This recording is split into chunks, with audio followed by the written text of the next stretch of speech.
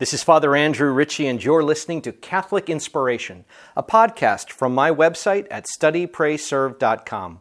These homilies, presentations, and retreats form part of my ministry as a Catholic priest for the Diocese of Superior. And now I invite you to open your hearts to some Catholic inspiration.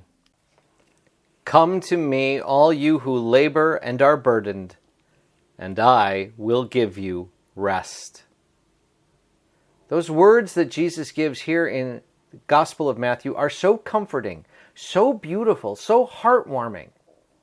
But they require a little bit of context because we need to know, where are those times in our life where we've experienced that deep, comforting ability to rest, to relax enough so that we can enter into a deep, deep sleep, or that ability to let our guard down so we can catch the nap, get the sleep, or be able to just let out a big sigh and go, ah.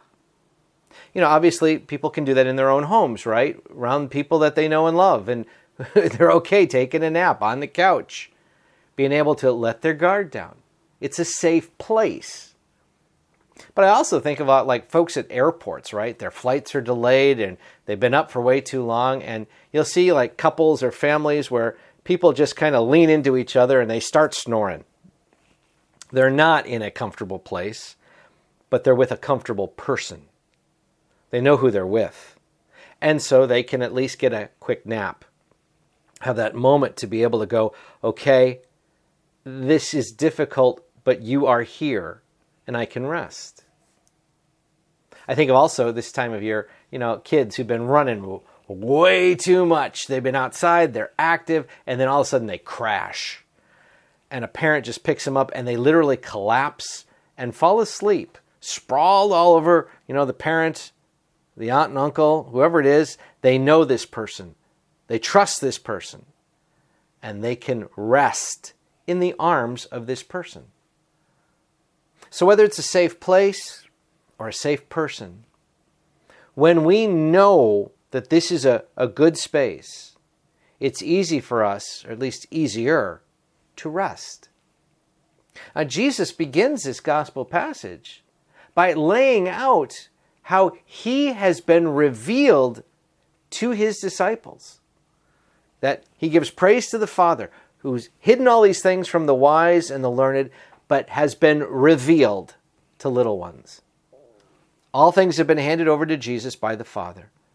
No one knows Jesus except the Father, and no one knows the Father except the Son, Jesus, and anyone to whom the Son wishes to reveal him.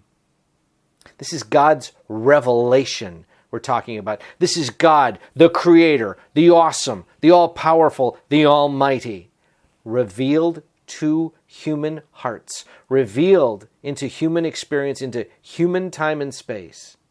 And in the revelation, we understand that we're not alone, that God walks with us, that we who were made by God were also redeemed by God and are sustained by God. And in that revelation, in the person of Jesus Christ, we find that God comes to us and says, "Come to me, all you who labor and are burdened, and I will give you rest." Friends, you got to hold these two words up. The revelation of God allows us to rest in the hope and confidence we have that God is with us.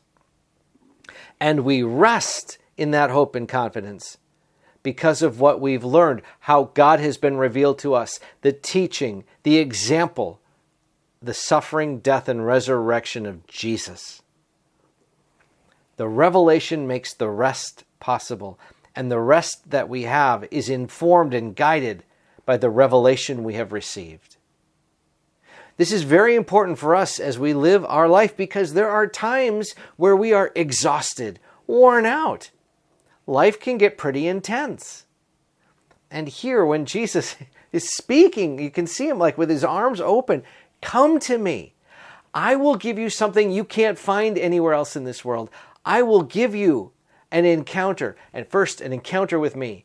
You will have a chance as you know me, receive me, to find rest in me. and I can renew you. I can strengthen you. I can feed you, and you will have rest.